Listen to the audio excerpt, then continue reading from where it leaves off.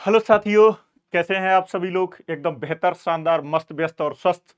आज आप लोग देख रहे होंगे कि आज अप्रैल का एंड चल रहा है, यानी कि 28 अप्रैल, जैसे कि संभावनाएं जताई जा रही थी और लगभग यूट्यूब पर सारे जितने भी यूपीएसआई पर कंटेंट प्रोवाइड कराने वाले या ऑनलाइन कोचिंग्स प्रोवाइड कराने वाले जितने भी सर लोग हैं, उनका सारे लोगों का यही आइडिया था कि ठीक है, 30 28 अप्रैल 29 30 तक या ये पॉसिबिलिटी है। साथियों, हमारा जो वीडियो लाने का उद्देश्य है, आप लोगों के सामने आने का उद्देश्य है, वो सिर्फ इतना है केवल कि फॉर्म कभी भी आ जाए, कोई टेंशन वाली बात नहीं है। लेकिन उससे पहले, उस समय तो आपका माइंड जो है ना, आपकी दिल की धड़कनें बढ़ जाएंगी, आप जो है परेशान हो जाएंगे।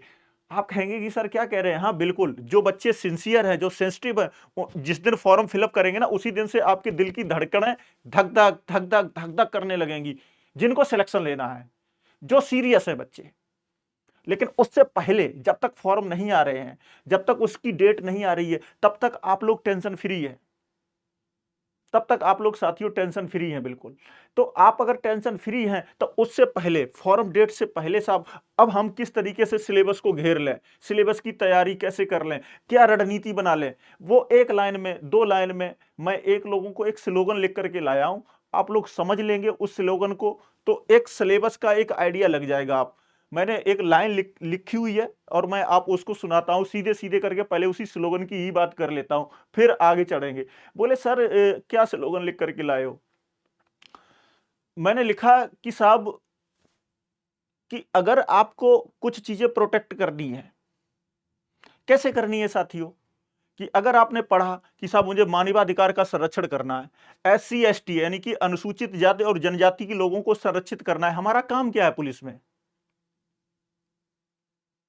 हमको महिलाओं और बच्चों को प्रोटेक्ट करना है, तो आपको कम से कम उनके संरक्षण, जो अधिनियम है, एक्ट है, उनके बारे में जानकारी होनी चाहिए। और मान के चलिएगा, मानवाधिकार आयोग कमीशन है एक, तो मानवाधिकार राष्ट्रीय लेवल पर कहां है? मानवाधिकार आयोग जो है राज्य स्तर पर कहां है? प्रेजेंट टाइम में उनके अध्यक्ष, प्रेजेंट टाइम में उनकी सरकमस्टेंसेस। अब मेरी बात को समझ रहे हैं ना साथियों? अब चूंकि हम क्या हैं, उत्तर प्रदेश पुलिस में उप निरीक्षक के पद पर जा रहे हैं, तो उत्तर प्रदेश पुलिस में सबसे पहले पुलिस शब्द, इसकी व्याख्या क्या है, कि पुलिस का मतलब क्या है, क्या हमको आता है? जरा ये देखें कि संविधान में कहीं पुलिस की व्यवस्था है? कि जरा 7th शेड्यूल में जाएं, यानी कि 7वीं अनुसूची में जाएं, वहां राज्य सूची में जाकर के पुलिस के बारे में क्या लिखा गया ऐसा? तो क्या पुलिस के बारे में हमने समझ लिया कि हमारे संविधान में पुलिस कहां से आई? अगला बेटा प्रश्न हमारे दिमाग में ये उठता है कि पुलिस का ओरिजिन, यानी कि पुलिस की उत्पत्ति कहां से है? पुलिस की उत्पत्ति के बारे में थोड़ा सा हम आप हिस्ट्री के पॉइंट पे जाएंगे, जिसमें कि मॉडर्न हिस्ट्री हिस्ट्री की बात करेंगे। उसमें जरा कुछ गवर्नर्स हैं, लॉर्ड मैकाले वगैरह, उनके बारे में समझेंगे कि किस तरीके से किसने और पुलिस को धीरे धीरे इस स्थिति में लाने का प्रयास किया। थोड़ा सा एक उसका ब्रीफ। बोले सर और क्या इसके बारे में सोचना है? हाँ, पुलिस का फ्लैग, कि पुलिस का जो फ्लैग होता है, किसके द्वारा एक्सेप्ट किया गया, कब एक्सेप्ट किया गया, ये बेसिक जानकारी। बोले सर बात तो बिल्कुल सही कह रहे हो। तो साथियों, जब हम पुलिस, एक मानसिक अभिरुचि जो है, मेंटल एप्टीट्यूड का मतलब क्या है?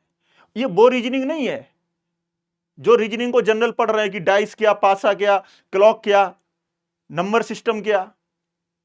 ये मेंटल एप्टीट्यूड का पार्ट है कि हम जिस प्रोफेशन में जा रहे हैं, जिस तरीके की जॉब करना चाह रहे हैं, जिसका उसका क्राइटेरिया है, क्या मैं उससे परिचित है कि नहीं है?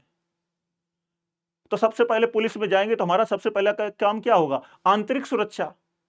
तो अब देखिएगा कि आंतरिक सुरक्षा के विषय पर कौन कौन से फोर्सेस अवेलेबल हैं। जैसे सीआरपीएफ है, इसके पैरेलल में थोड़ा सा उसके बारे में बेसिक जानकारी।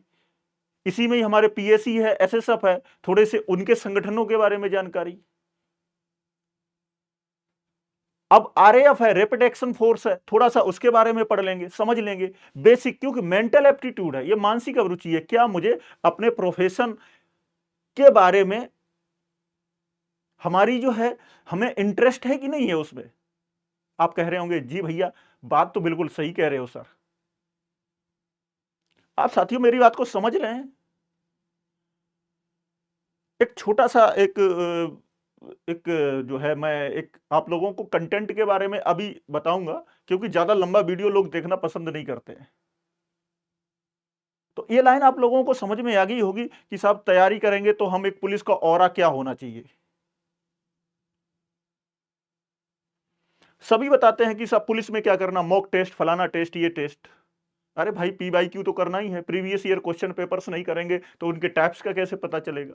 और जब थ्योरेटिकल पोर्शन की तैयारी और पी-वाई-क्यू की तैयारी मेरी हो जाएगी, कन्फर्म हो जाएगी, मुझे जो है सिलेबस के अकॉर्डिंग और लास्ट ईयर पूछे गए प्रश्नों के अकॉर्डिंग जब क्वेश्चंस को सोल्व करना आ जाएगा, तो मुझे मॉक की तरफ जाएंगे कि मैं अपनी प्रिपरेशन को भैया रे चेक करूंगा कि अब मेरा लेवल क्या हो गया है।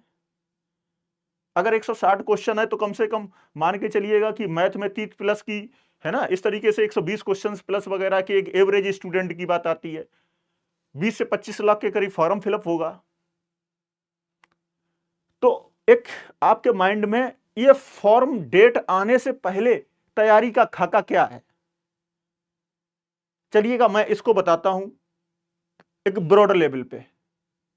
और इसके लिए अगले वीडियो में आपको आना पड़ेगा कि साहब वो खाका, वो रणनीति क्या है कि जब तक फॉर्म फिलअप नहीं होते हैं तब तक उससे पहले जो हमारे पास 2 दिन, 4 दिन, 6 दिन, 10 दिन बचे हैं, उसमें अभी तो हमारे ऊपर कोई मानसिक दबाव नहीं है, कोई मेंटल प्रेशर नहीं है।